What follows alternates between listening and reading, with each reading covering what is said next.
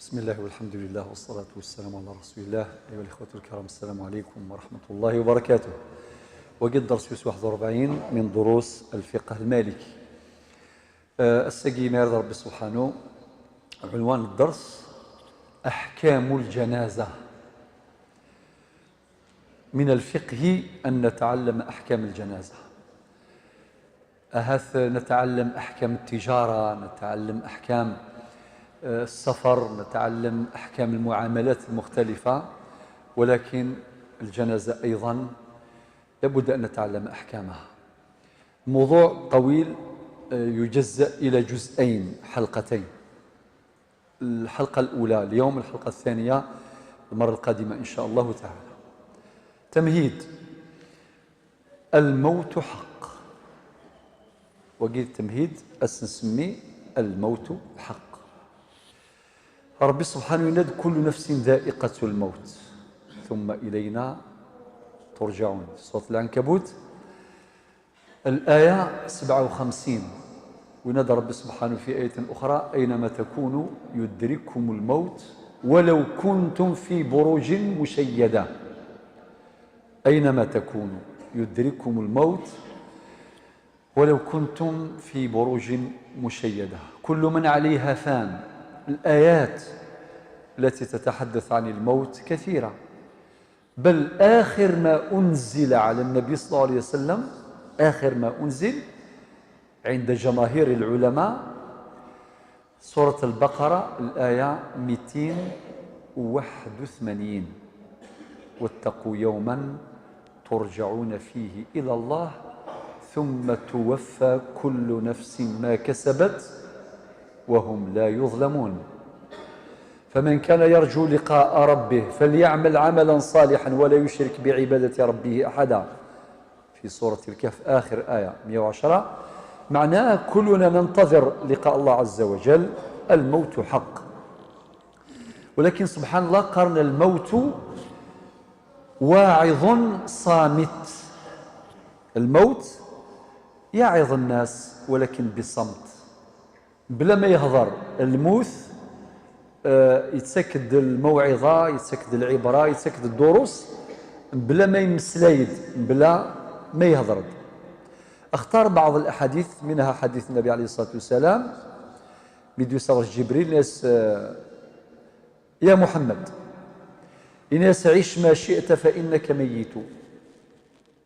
عيش شيء تبغيض، أما غزي في العمر ما وزيل فإنك ميت. النبي عليه الصلاة والسلام عاش 63 سنة.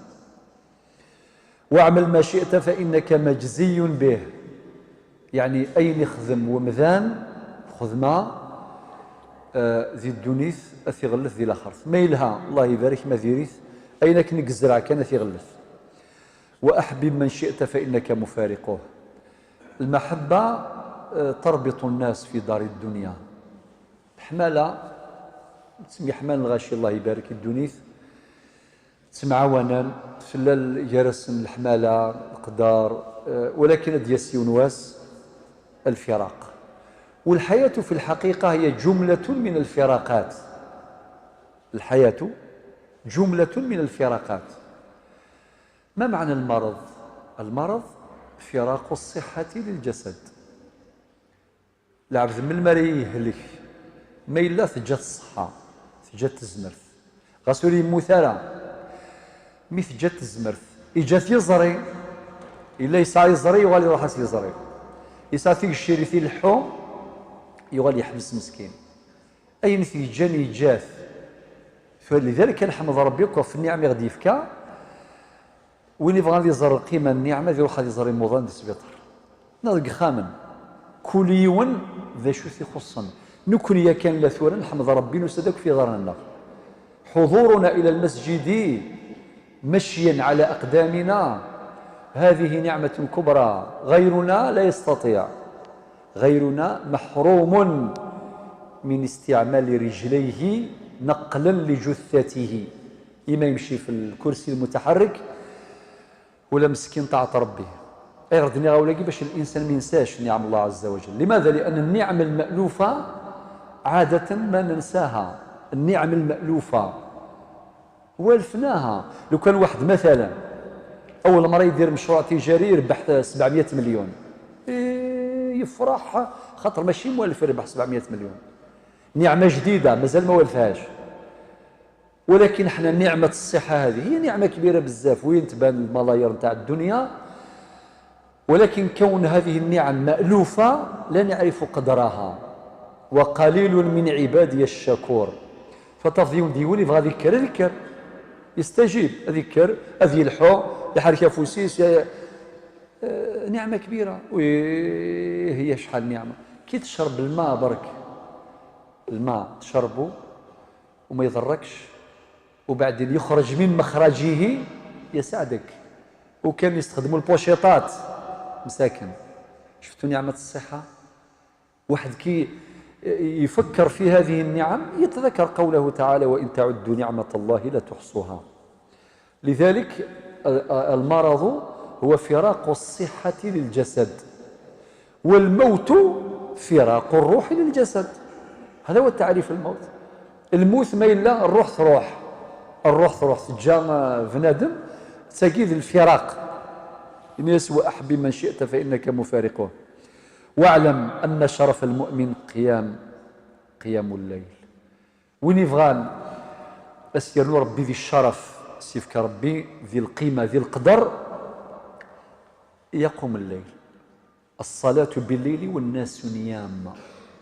طبعا قيام الليل أفضل الصلاة، أفضل صلاة بعد المكتوبات، بعد المفروضات، من بعد 5 الظهر الصباح الظهر العصر المغرب العشاء، من بعد في كذا دس قيام الليل.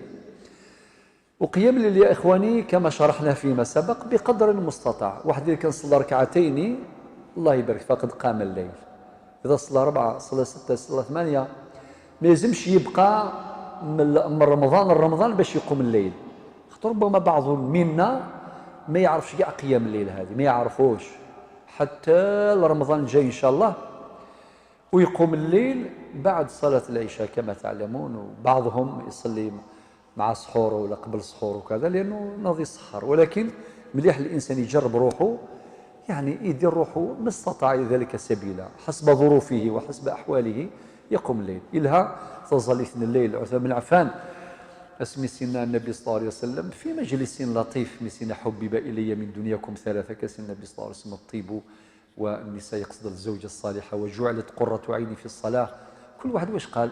عمر بن الخطاب، أبو بكر الصديق إن يحبب إلي من دنياكم 3 النظر إلى وجهك والجلوس بين يديك وإنفاق مالي في سبيل الله. عمر بن الخطاب إن يحبب إلي من دنياكم 3 قول الحق ولو كان مرا، والأمر بالمعروف ولو نهارا، والنهي عن المنكر ولو جهارا، إلى آخر. علي بن أبي طالب إن يسكن يحبب إلي من دنياكم 3 إن إقراء الضيف والصيام في حر الصيف وقطع رقاب المشركين بحد السيف يعني في وقت الحرب.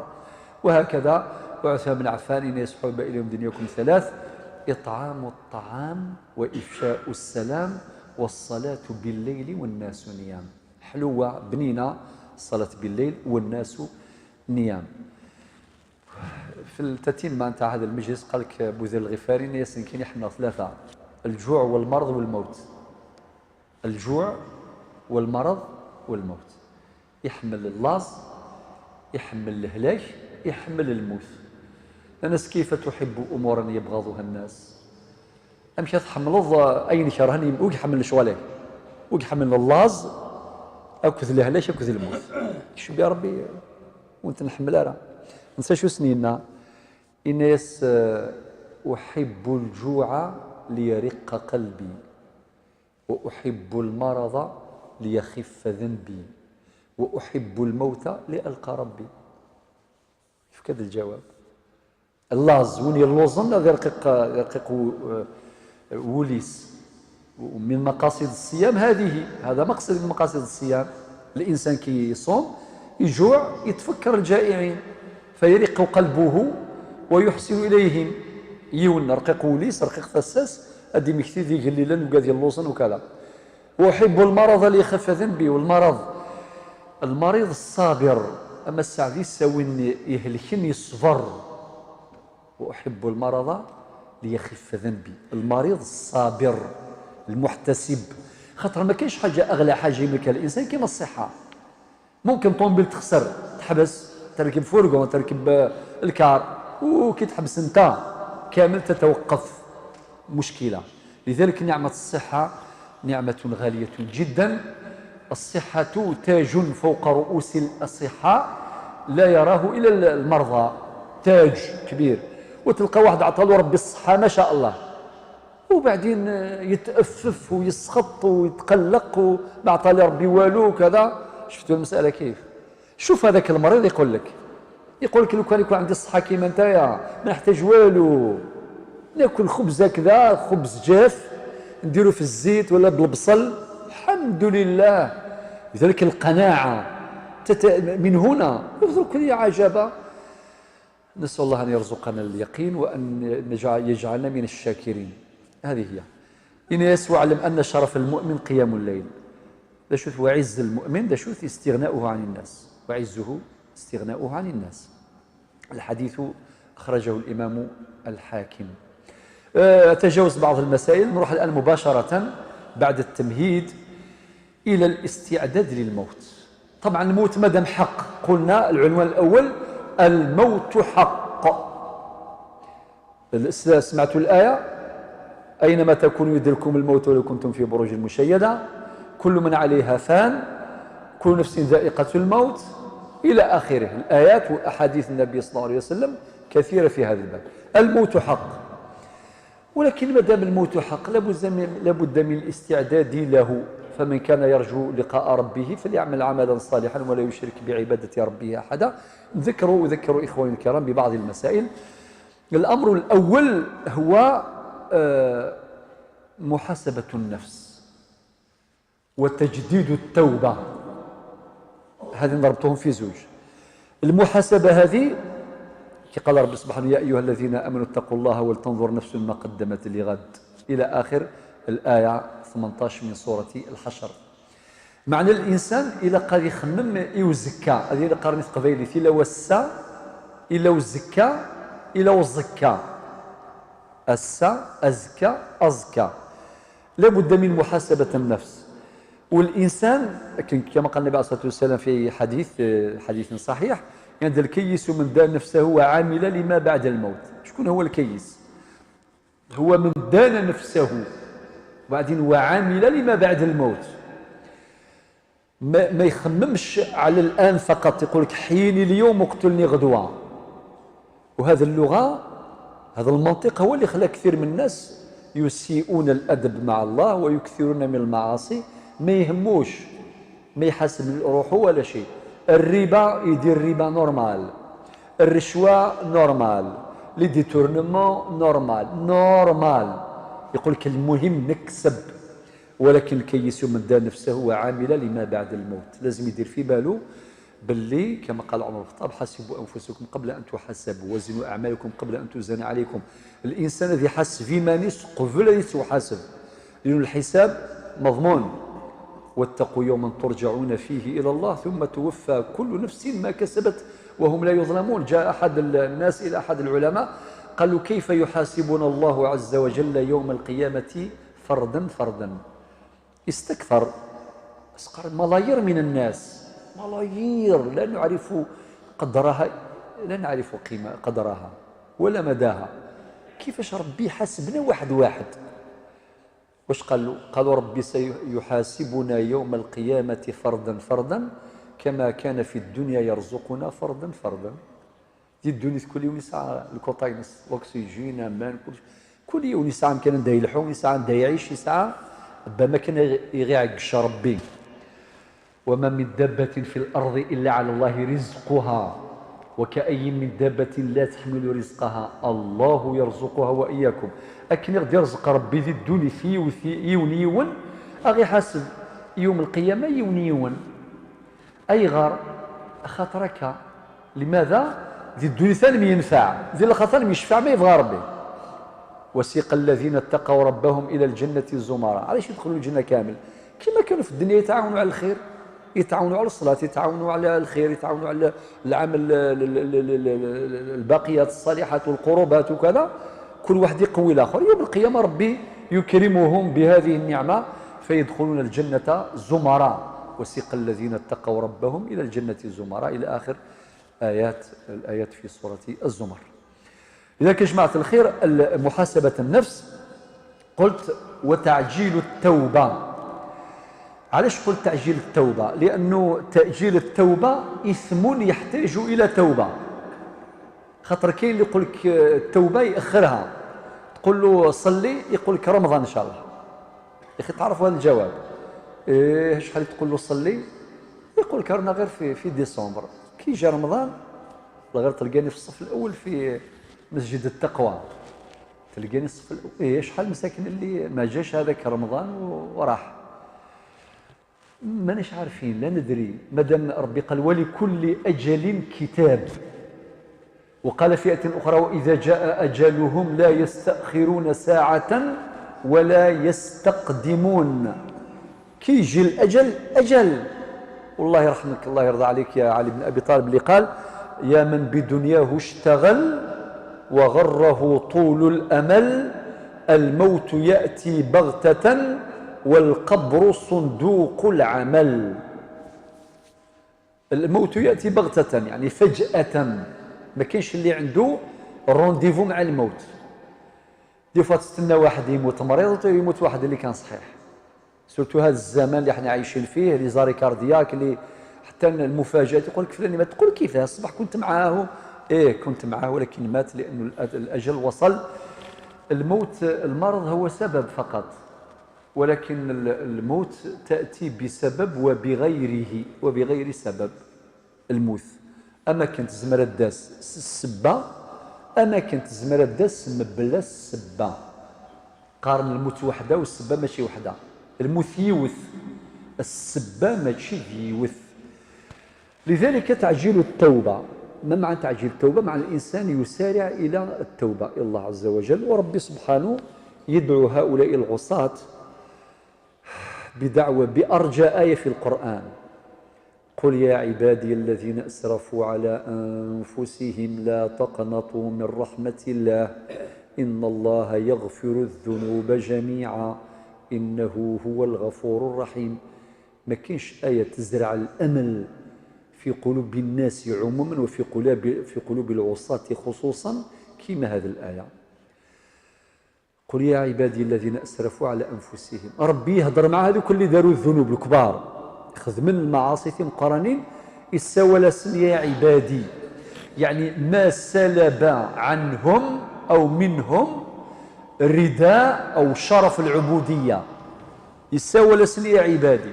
وقالقي في عصان أسرفوا في المعصية، معنى خذ من ثم قرانين سواطاس واحد. قل يا عبادي الذين أسرفوا على أنفسهم إن يسن لا تقنطوا من رحمة الله وتسيستر سير رحمة ربي في كوارث نكوني يسن الغشي.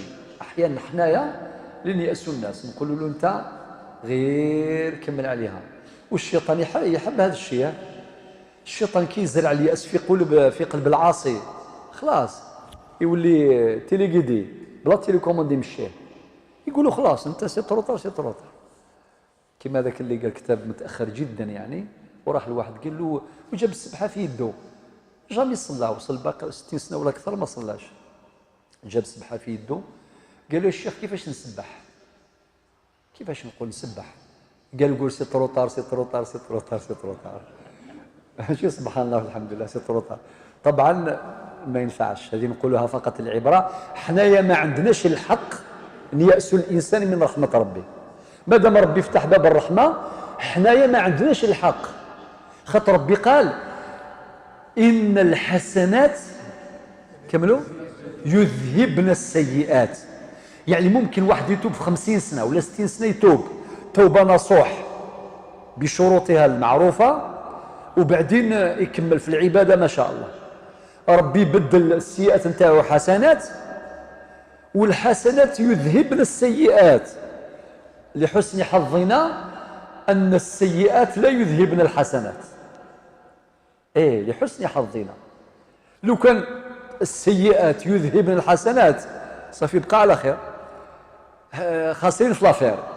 واحد يخدم الحسنات ما شاء الله، يجي كاش نهار يدير معاصي السيئات تروح له كاع الحسنات. نو، هذوك الحسنات راهم محفوظة، راهم محفوظة عند ربي سبحانه عز وجل. ربي الحمد لله، مادام ربي يحفظنا الحسنات ربي الحمد لله. لذلك هذاك الإنسان قد يتوب تصح توبته ويستقيم أمره، وبعدين يكثر من الطاعات والباقيات الصالحات، وربي سبحانه غفور رحيم يكتب له حسن الخاتمة. لذلك التوبة هذه جماعة الخير لا يجوز تأخيرها، مادام ربي سبحانه راه يقول قل يا عبادي الذين أسرفوا على أنفسهم لا تقنطوا من رحمة الله، وتسترسل رحمة ربي إن الله يغفر الذنوب جميعا. هذه جميعا فيها كلام مهم، معنى ربي يسمح كاع الذنوب، ما عندناش الحق نقولوا ما عدا. كان واحد جا لواحد العالم قال له يا فلان كيفاش ربي يغفر لي الذنوب؟ قال له ربي يغفر كاع الذنوب. قال واحد الذنوب ما نظنش يغفرها لي. ذاك العالم قال له ربي اللي قال ربي غفور رحيم، كي كثر معاه قال له ربي يغفر لك كلش ما عدا الاخرى هذا الذنب الاخير، يعني اليأس من رحمة الله.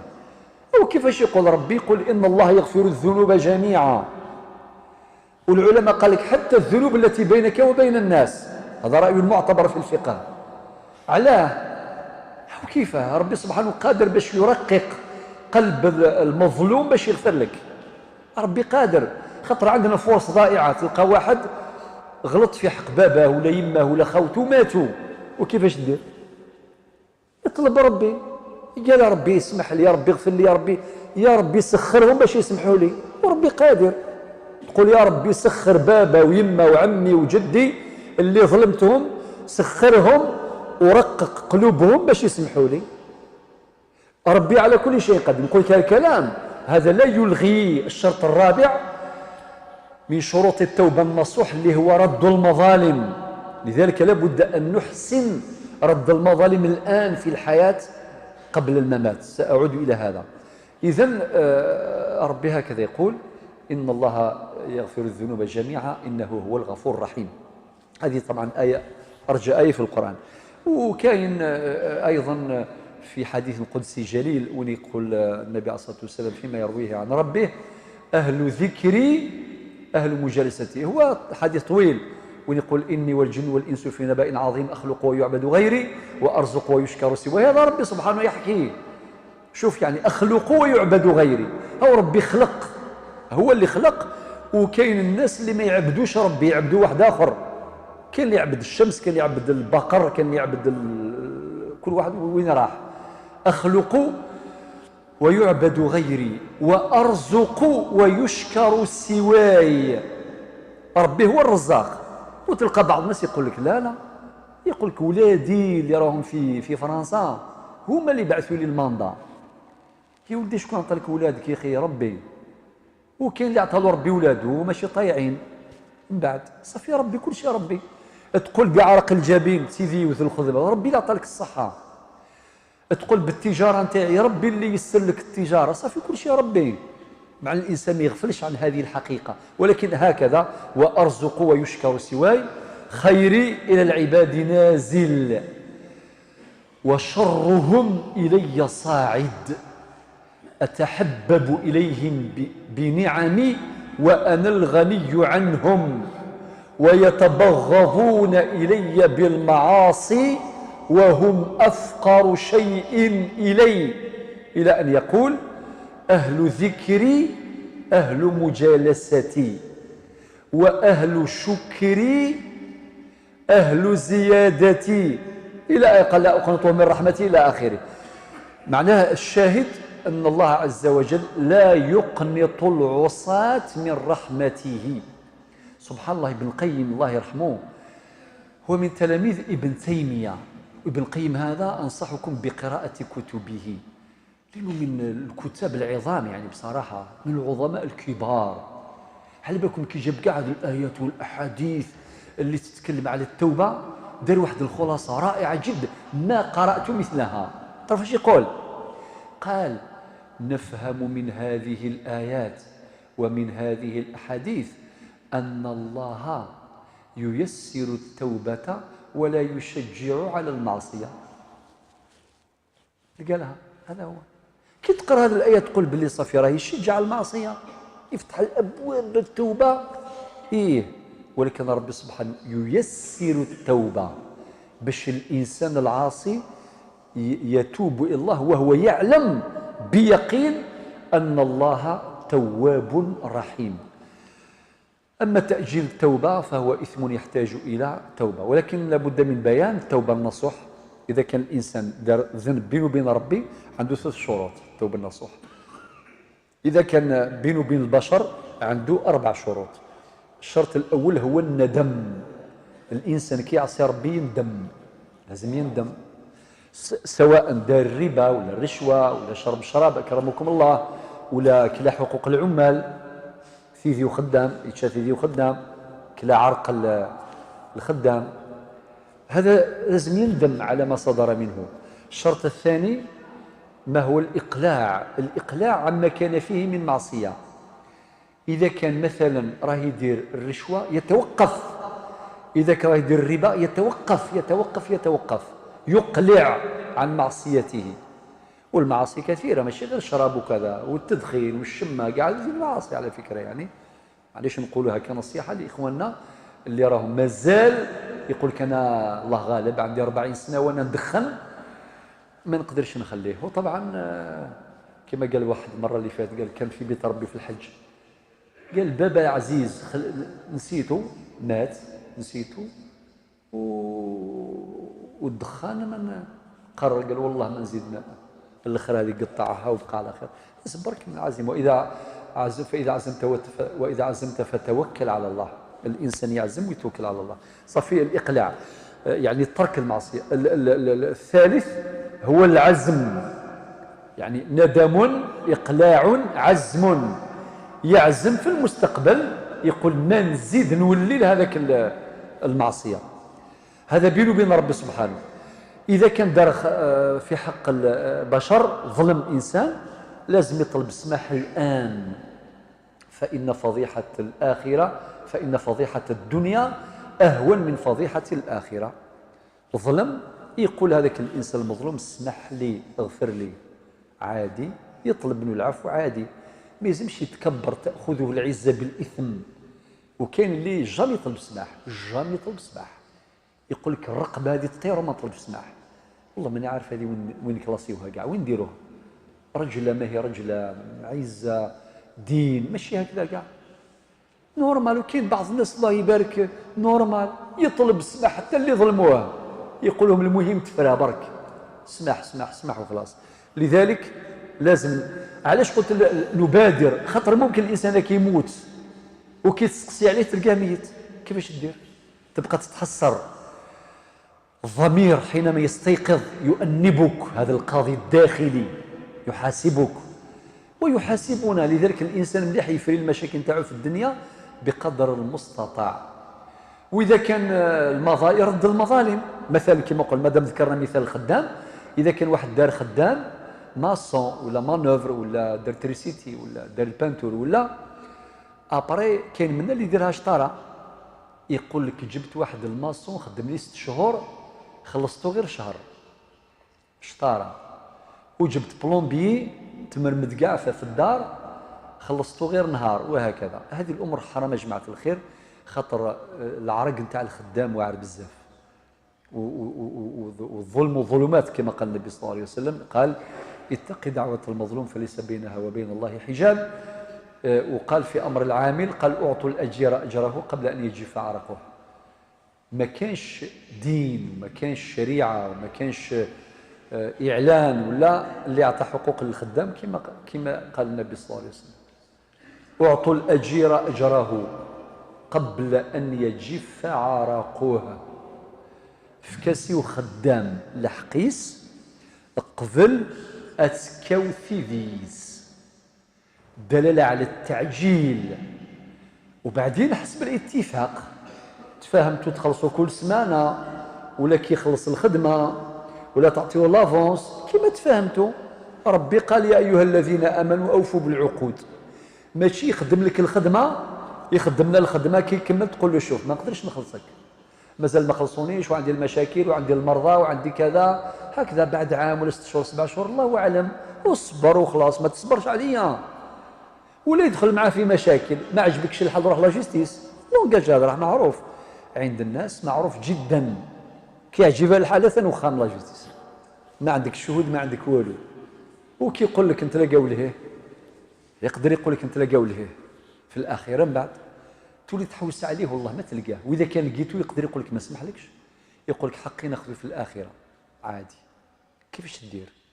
لذلك يا جماعه الخير ركزت شويه هذه الحلقه الاولى، قلت حلقه فيها شويه وعظ وارشاد وكذا، الحلقه الثانيه ندخلوا من بعد في احكام الجنائز وكذا، الكفن وكذا، وكيفاش نغسلوه، كيفاش نصليوا عليه، كيف كذا، هذه امور فقهيه نخليوها الحلقه الاخرى ان شاء الله. اليوم قصدت ان يكون الحديث كما تسمعون. اذن هذه كلها جماعه الخير، هذه رقم 1. استعداد للموت قلنا محاسبه النفس وتعجيل التوبه، هذه رقم 1. رقم 2 وهي مهمة أيضا، العلم بأن الله مطلع على السر وأخفى. لازم يكون في بالنا بلي ربي لا تخفى عليه خافية، إنه هو السميع العليم كما في سورة الشعراء الآية 220.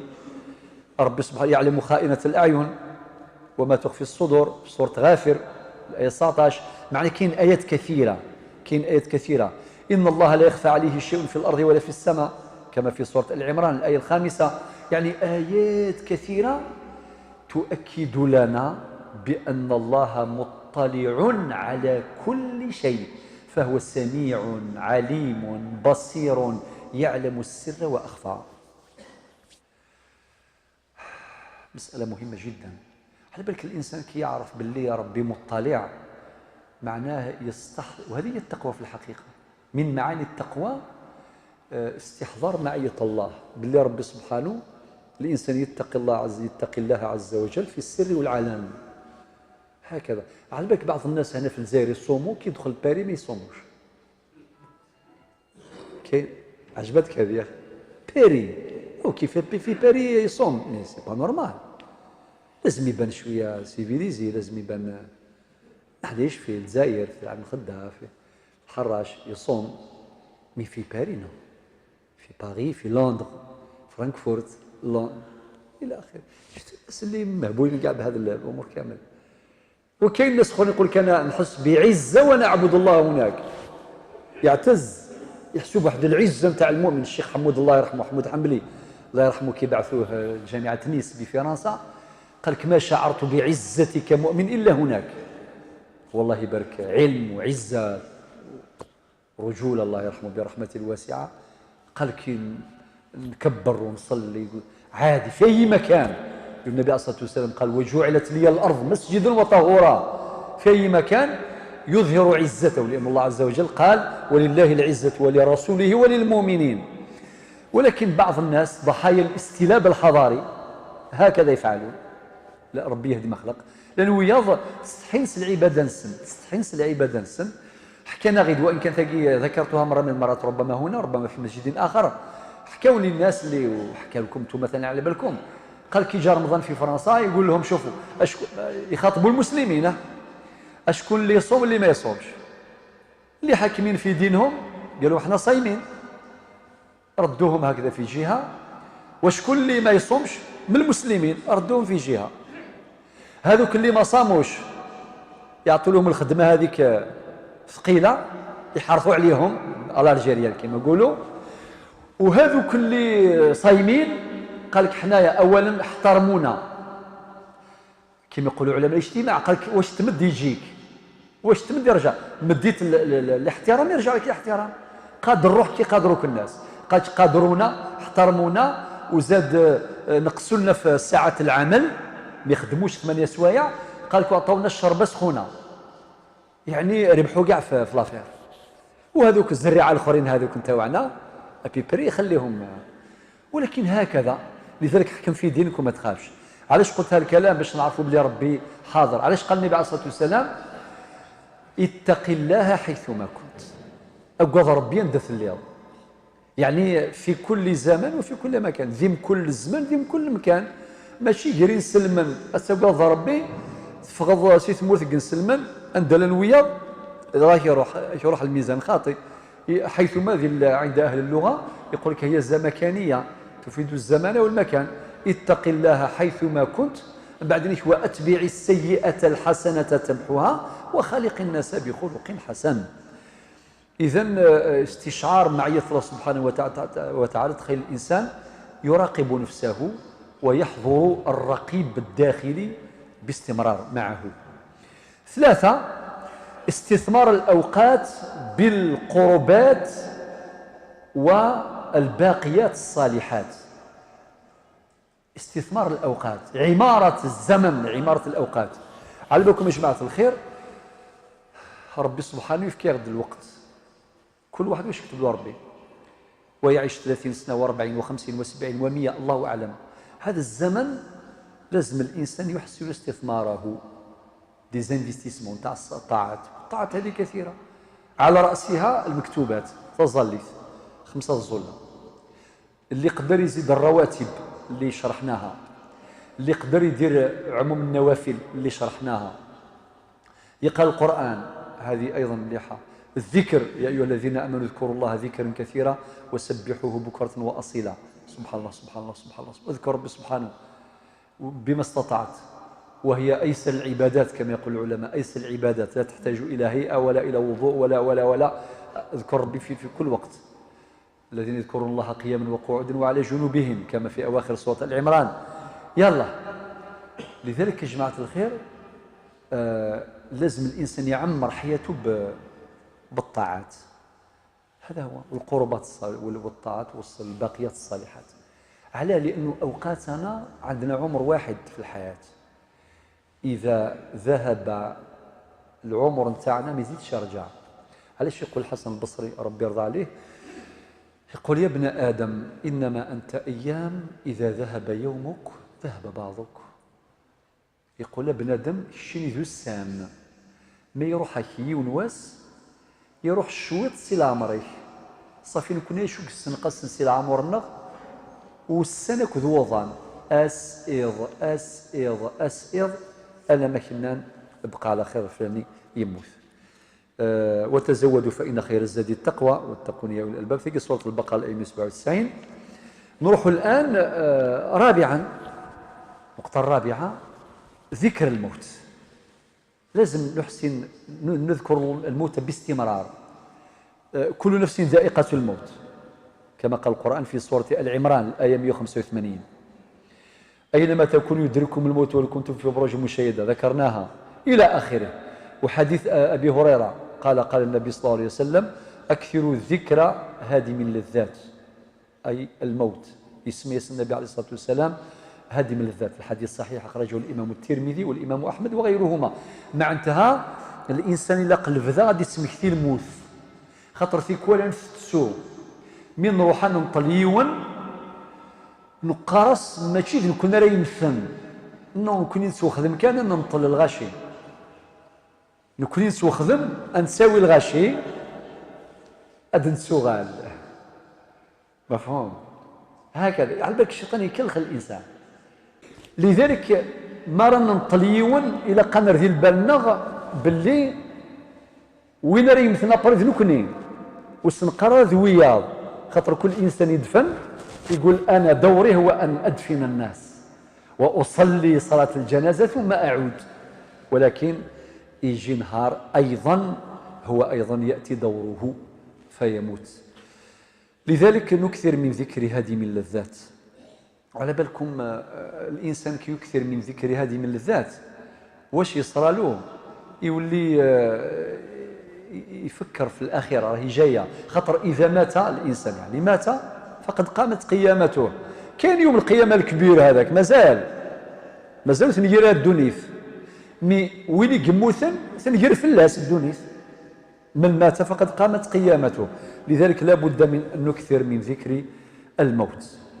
أفحسبتم أنما خلقناكم عبثا وأنكم إلينا لا ترجعون إلى آخر الآيات، يعني ألهاكم التكاثر حتى زرتم المقابر. كاين آيات كثيرة فقط أختار بعض النصوص فقط. الآن فيما بقي من الزمن نتحدث عن الاحتضار. إخي درنا الموت حق التمهيد، من بعد درنا الاستعداد للموت، نستعد نكثر من الزاد الباقيات الصالحات والقربات والى اخره، ثم تسد الوقت من سكرات الموت. ما معنى الاحتضار؟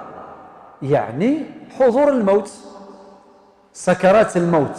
مرد سكن سكرات الموت لعب ذاكي سمانس المحتضر، فقد حضرته الوفاة. وعلى بالكم قرناك الموت تسكر راحة، الموت تسكر راحة. أحيانا صور ديون تكاد سكرات الموت من بعد يرتاح، من بعد بالك يهضر، بالك يسلم فلا، ومن بالك من بعد هذا يروح. هناك في الحقيقة أحكام كثيرة وأدب كثيرة. نجيب بعض الأدب خاصة بالمحتضر، المريض المحتضر، وبعض الأحكام خاصة بالحاضر للمحتضر، خاطر الناس العواد سواء من العائلة ولا أصحابه ولا جيرانه اللي يحضروا عندما تحضر الموت. نبدأ ببعض الأمور المستحبة في حق المحتضر. رقم 5 زواروث عدم تمني الموت. معنى الإنسان كي يكون مريض ويوجع المرض وكذا ما يلزمش يدعو الله بالوفاة، يقول قتلني ربي اديني، كما بعض الناس يتقلقوا يقولوا. وعادة هذا الناس اللي يحسوا بالإثقال على العائلة. لذلك لابد أن ننتبه. الأسرة عندها دور كبير في رعاية المريض مع تثوشود. ما إلا ثقارسي وين يهلكن الشيني تاعكم في الزيض في اللانغ، ما يظل بدل الكاس بوامان بزاف، الدواء امان، القهوه لا تاي بزاف، بدل ثيك ستي زيزتي شغل ما كان يوالو موظني الزاي. حذاري يثمثن، حذاري تغلطن، حذاري نغلظ، خاطر يزمر غير في العقل اثنحسب اموظيني ذا ذرات ساعكم فلانغ نسى ذيك راهي مانيس اسينا ربي كسي ربي بوي. وكاين الناس اللي يدعوا بالموت بسبب استثقال الأسرة له، دفعوه باش يتمنى الموت. وحنا ورد في الصحاح كما في البخاري ومسلم النبي صلى الله عليه وسلم لا يتمنين أحدكم الموت بضر أو لضر نزل به. أكنفغو بنادم يهلك نغي قرحي في الهلاك أذي يدعو كان ربي أسيني اللهم أحيني ما كانت الحياة خيرا لي، ضربك زران عنده الفائدة، وتوفني إذا كانت الوفاة خيرا لي. هذا مكان مع انتهى وإلى قال غادي يدعس الموت وقمس المحتضر ويحسن الظن بالله سبحانه وتعالى. رقم 2 ماذا بك المريض بل العلماء قال لك ماشي غير المريض اللي عنده وصية لازم يخليها، خاطر ما على بالش وقتاش يموت. عندك وصية خليها، تيستامون وصية. الوصية هذه وخاصة بالنسبة للمريض يعني في حقه أولى، معناها خاطر مريض يرفد ورقة ويكتبها ولا يخليها مسجلة. الآن كاين وسائل التسجيل، يجيب لك التسجيل وخلي الوصية. طبعا الوصية المشروعة، مثلا إذا عندك ديون يسألك إنسان دراهم قول فلاني صاحبي درت معاه التجارة وما درتش معاه ريكونيسونس دات شهادة الاعتراف بالدين عند النوتير الموثق، أني نشهد باللي يسال لي 50 مليون، قولها باش غدوة أولادك يخلصوا. نفس المؤمن معلقة بدينه حتى يقضى عنه، هكذا قال النبي صلى الله عليه وسلم. أنعامه علاه الناس بكري الله يبارك كي يموت إنسان ينطق واحد يقول لهم للناس الحاضرين يا ناس إذا كاش واحد يسال دراهم لهذا الميت رانا هنا. هذه رجلة، هذا دين، هذه زعامة، هذه بطولة كبيرة. هذه معنى تعطي تحفيز وتشجيع للدائنين باش يتقدموا باش ياخذوا حقوقهم باش يرتاح هذاك الميت. خاطر النبي عليه الصلاة والسلام قال نفس المؤمن معلقة بدينه حتى يقضى عنه. كاين أحاديث في هذا الباب، من هذاك الحديث اللي قال ترى أخوكم عنده دين، قالوا له نعم يا رسول الله، قال صلوا على أخيكم. معناه ما حبش يصلي عليه النبي صلى الله عليه وسلم، حتى يعني أحد الصحابة تكفل باش يدفع الدين بكي لا يحرم من فضل صلاة النبي عليه الصلاة والسلام عليه في صلاة الجنازة. التزم باش يسد الدين نتاعو فصلى عليه النبي عليه الصلاة والسلام. إذا كاش جماعة الخير الوصية قد تجي بنادم، هذه يجي الوصية يمغفان، هذه يجي الوصية بالثلث.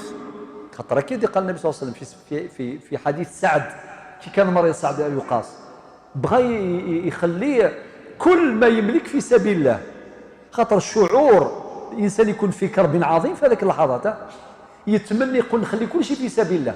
عندي 2 هكتارات نديرهم الجامع، عندي كاميون نمدو للجامع للفقراء والمساكين، عندي دراهم، خاطر تحب تسلك راسك بقى على خير الدنيا.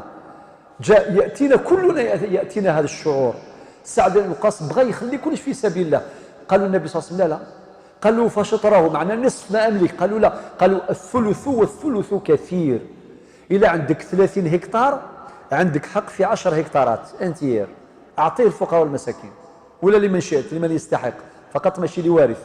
اذا كان كذا اذا كان كذا، عندك مثلا 60 مليون عندك حق تخليه 20 مليون للفقراء والمساكين، 20 مليون وصيه، 40 مليون للورثه، للدوتير للورثه لوانتير، كما قال النبي عليه الصلاه والسلام لسعد، قال الثلث والثلث كثير، انك ان تذر ورثتك اغنياء خير من ان تذرهم او تدعهم في روايه عاله يتكففون الناس. الناس خرج جدار رويش ذي العز ذي الحرمه تجد السنسايه ولا تجدي الليل الستور نمذانا.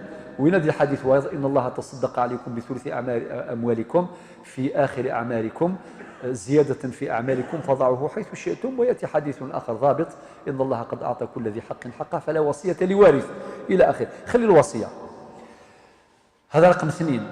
الوصية الباطلة لا تطبق. يقول لك أولادي أنا كي نموت ما تخليوش عمومكم يسلموا عليا ولا يشوفوا وجهي ولا يحضروا الجنازة. إيه بابا يا بابا، هذه نعرفوا لها مليح. باش كي يموت يجوا هذوك الزعماء يحكموا الباب، يقول لك ما تدخلش، بابا وصانا انت ما تحضرش. ايه اش خلي يصراو بزاف والله ماني عارف الناس واش بيهم. تقول ما وصلهمش الاسلام ولا يقول لك بابا وصى، بابا وصى. نو، الوصيه هذه صفر، مش مقبوله. كي تديرها في الغربه نتاع الشرع يقول لك هذه وصية باطلة، ماشي معناتها كل وصية دارها الميت تنفذ. وكاين واحد الكاليتي كي قريب يموت تطلق مرته. نعم ايه يطلقها أمادا فريغا 3 طلق بائن. وصارت في عهد عثمان بن عفان، في عهد عثمان بن عفان هو الزريعه نتاع البشر دائما كاين في عهد عثمان. الشيخ محمد اسمح لي كيقول الزريعه نتاع البشر يعني ايه البشر. في عهد عثمان بن عفان واحد طلق مرته طلاق بائن قبل ما يموت شويه برك، صافي باش يحرمها من الميراث باش يتورثها ريفرياس. كي وصلت رافع القضيه لعثمان بن عفان تعرف اش قال؟ قال عاملوه بعكس مقصوده. بغى يحرمها من الميراث تورث. نعم تورث. هذه يسموه في الفقه طلاق الفار. الفار من الميراث يعني بغى يدير الحيلة يحرم زوجته من الميراث في الدقائق الأخيرة. وجاءت القاعدة الفقهية من استعجل الأمر قبل أوانه عوقب بحرمانه أو عوقب بعكس مقصوده. إذن بالنسبة للوصية الإنسان يخلي الوصية نتاعو بشرط أن تكون هذه الوصية مشروعة أي موافقة للشريعة. أوين ديجان الوصية يخلف تشرعيث ولا قارس نطبق هذا قاعدين يغ أولا كي باش نزر ماشي مادام كان يموت يجاد الوصية دغا أين كدينا أثنخذ أين ديجا غادي يعدي غرفال نتشرعيث أين تقبل الشرعيث مرحبا أين تقبل على الشرعيث وتنقبلها. في 3 الاجتهاد في الدعاء، لازم هو يجتهد في الدعاء. لحظات على بالكم الإنسان وصلوا كامل هذيك اللحظات كيما رانا ما كان حتى واحد يسلك منها. لازم يجتهد في الدعاء عند الاحتضار. والموت ما تخافوش تعطي الراحة، واحد يكون بعقله لازم يكثر من الدعاء بقدر الإمكان. النبي عليه الصلاة والسلام ثبت كما في حديث عائشة رضي الله عنها سند سمعت رسول الله صلى الله عليه وسلم، الله أكبر، سمعت مباشرة الرسول صلى الله عليه وسلم يقول اللهم اغفر لي وارحمني وألحقني بالرفيق الأعلى. النبي عليه الصلاة والسلام يدعو بهذا الدعاء في لحظاته الأخيرة، يقول اللهم اغفر لي، رب اسمح لي وارحمني وألحقني بالرفيق الأعلى. حديث صحيح في البخاري ومسلم. اكتفي بهذا الآن. آداب يعني الحاضر مع المحتضر كثيرة، منها الأولى دعاء الحاضر للمحتضر.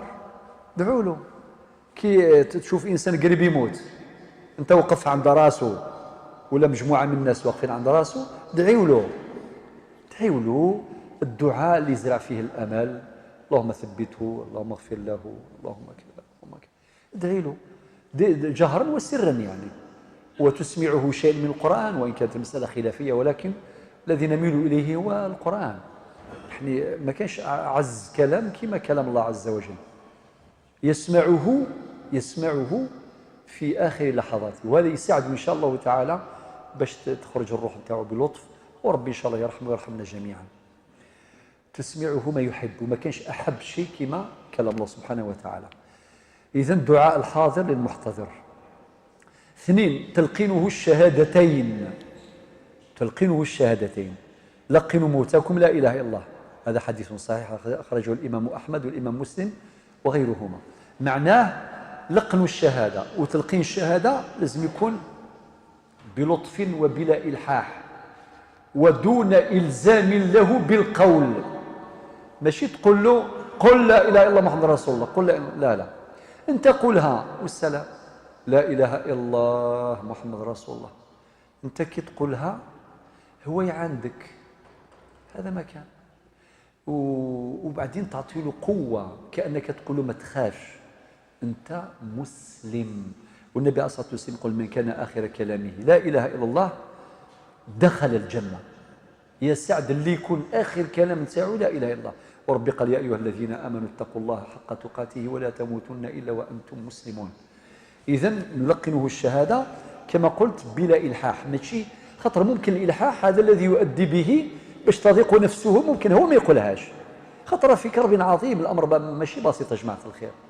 على بالكم الألم لو كان واحد مثلا وجعته كرشو، يقول لك وجع تاع الكرش واعر، والاخر وجع ليرني ديسكال، يقول لك ها هو ليرني ديسكال ما كاينش ما هو، والاخر عنده ضرسه يقول لك الضرسه يا لطيف، والاخر عنده الراس، كل واحد واش وجعه.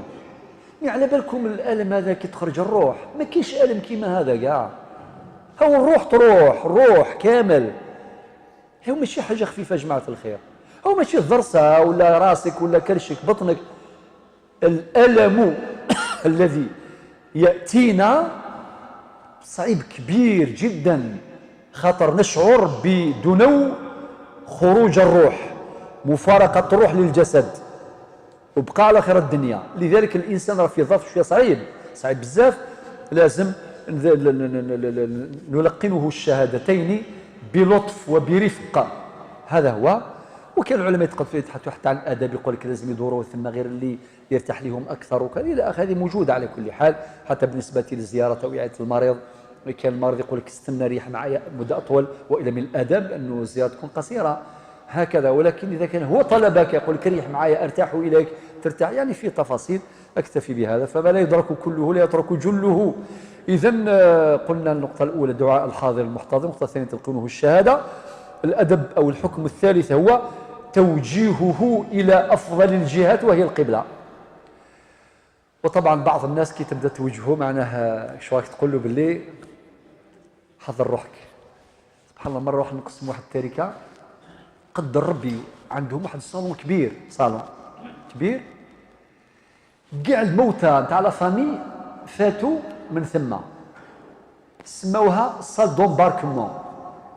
صدقوني هذاك الشيخ كبير قسم كاع لولادو، هذاك الصالون ما حبش يقسمه. قلت له هذا علاش تخليه؟ قال لي هذا صال دومباركمون. قال لي شحال اللي ماتوا فاتوا كاع منا، بابا جدي عمي خويا كاع دوك الاموات نتاوعنا هنا القبر، سماها صال دومباركمون. فهمتوا الرسالة؟ ونسأل الله العفو والعافية. طبعا علاش نقول هكذا؟ باش ما تقسموش، اللي بغى يقسم يقسم، ما كانش صوت دمباركم.